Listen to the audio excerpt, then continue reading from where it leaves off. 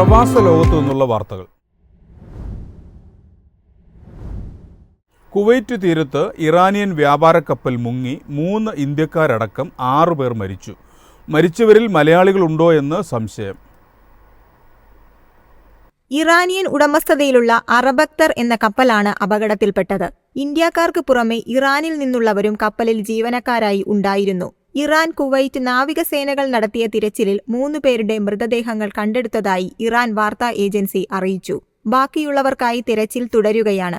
ഇറാന്റെ തുറമുഖ maritime navigation authority മേധാവി നാസർ പസാന്തെയാണ് കപ്പൽ മുങ്ങിയതുമായി ബന്ധപ്പെട്ട വാർത്ത പുറത്തുവിട്ടത്. കപ്പലിലുണ്ടായിരുന്ന 6 ജീവനക്കാരും അപകടത്തിൽ മരിച്ച കാര്യം സ്ഥിരീകരിച്ചതായും 3 മൃതദേഹങ്ങൾ കണ്ടെത്താനുള്ള തിരച്ചിൽ ഇപ്പോഴും തുടരുകയാണെന്നും അദ്ദേഹം അറിയിച്ചു. കപ്പൽ അപകടത്തിൽപ്പെട്ടതിന്റെ കാരണം അന്വേഷിച്ചു വരികയാണ്. അപകടത്തിൽപ്പെട്ടവരെ സംബന്ധിച്ച കൂടുതൽ വിവരങ്ങൾ ലഭ്യമായിട്ടില്ല. News desk MyFin TV. Etihad റെയിലിന്റെ ആദ്യ പാസഞ്ചർ റെയിൽവേ സ്റ്റേഷനുകളുടെ വിവരങ്ങൾ വെളിപ്പെടുത്തി. 3 എമിറേറ്റുകളിലാണ് ആദ്യഘട്ടത്തിൽ നിർമ്മാണം പൂർത്തിയാകുക. ഇത്തിഹാദ് റെയിലിന്റെ നിർമ്മാണം തുടങ്ങിയിട്ട് വർഷങ്ങളായെങ്കിലും പാസഞ്ചർ സ്റ്റേഷനുകളുടെ വിവരങ്ങൾ ആദ്യമായാണ് പുറത്തുവിടുന്നത്.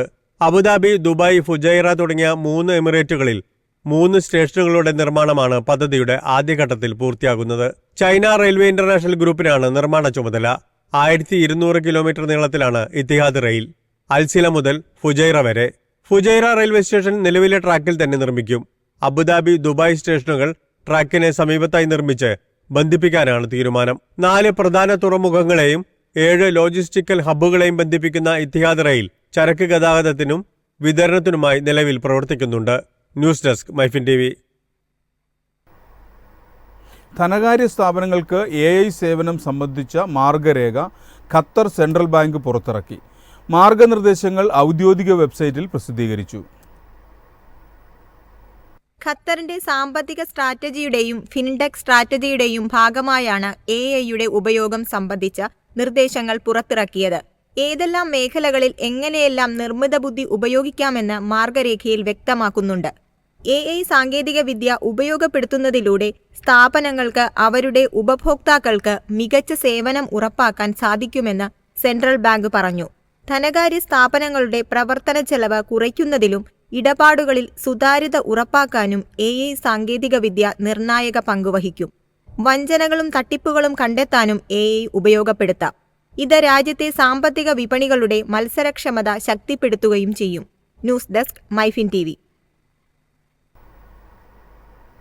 സൗദിയിൽ സ്വദേശികൾക്കും വിദേശികൾക്കും വാഹന വിൽപ്പന നടത്താൻ ഇനി എളുപ്പവഴി. അബ്ഷീർ ആപ്ലിക്കേഷൻ പ്ലാറ്റ്ഫോമിൽ പുതിയ സേവനം ആരംഭിച്ചു. ഇനി മുതൽ വാഹന വിൽപ്പനയ്ക്കായി ട്രാഫിക് വകുപ്പ് ഓഫീസ് സന്ദർശിക്കേണ്ട ആവശ്യമില്ല. വിൽക്കാനുള്ള വാഹനങ്ങൾ പരിശോധിച്ച് വിൽപ്പനക്കാരനും വാങ്ങുന്നയാളും തമ്മിൽ കരാറിലെത്തിയ ശേഷം അബ്ഷീർ ആപ്ലിക്കേഷനിലൂടെ വിൽപ്പന നടത്താം. ആഭ്യന്തര മന്ത്രാലയത്തിന്റെ ഇലക്ട്രോണിക് പ്ലാറ്റ്ഫോമാണ് അബ്ഷീർ. വാഹനം വാങ്ങുന്നയാളിൽ നിന്ന് വാഹനത്തിന്റെ വില കൈമാറാൻ ഒരു അക്കൗണ്ട് നൽകിക്കൊണ്ട് വിൽപ്പനക്കാരനും വാങ്ങുന്നയാൾക്കും ഒരു ഗ്യാരണ്ടറായാണ് അബ്ഷീർ പ്രവർത്തിക്കുന്നത്. വാങ്ങുന്നയാളും വിൽക്കുന്നയാളും തമ്മിൽ വിലയിൽ ധാരണയിലെത്തിയാൽ ഉടമസ്ഥാവകാശം കൈമാറുന്നതിനും സൗകര്യമുണ്ടാകും. News desk MyFin TV. Microsoft സൗദിയിൽ 5 ലക്ഷം കോടി രൂപയുടെ നിക്ഷേപം നടത്തും. ഡേറ്റ, ആർട്ടിഫിഷ്യൽ ഇന്റലിജൻസ് തുടങ്ങിയ മേഖലകളിലാണ് നിക്ഷേപം. മൈക്രോസോഫ്റ്റ് വിവിധ മേഖലകളിൽ നിക്ഷേപം നടത്തുക വഴി 80,000-ലധികം തൊഴിലവസരങ്ങളും സൃഷ്ടിക്കും.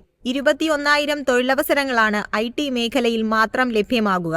നിക്ഷേപത്തിനായി സൗദി ഭരണകൂടവുമായി ഉടൻ ധാരണാപത്രത്തിലെത്തും. അതിനുശേഷം കരാറിലും ഒപ്പുവയ്ക്കുമെന്നാണ് സൂചന. രാജ്യത്തെ IT കമ്മ്യൂണിക്കേഷൻ മന്ത്രാലയവുമായി സഹകരിച്ച് സർവകലാശാലകളിലും പൊതുവിദ്യാഭ്യാസ മേഖലയിലും ആർട്ടിഫിഷ്യൽ ഇന്റലിജൻസ് കോഴ്സിലും പരിശീലനമുണ്ടാകും. റിയാദിലെ ദരിയയിൽ നടന്ന സെമിനാറിലാണ് മൈക്രോസോഫ്റ്റ് പ്രതിനിധി ഇക്കാര്യം അറിയിച്ചത്.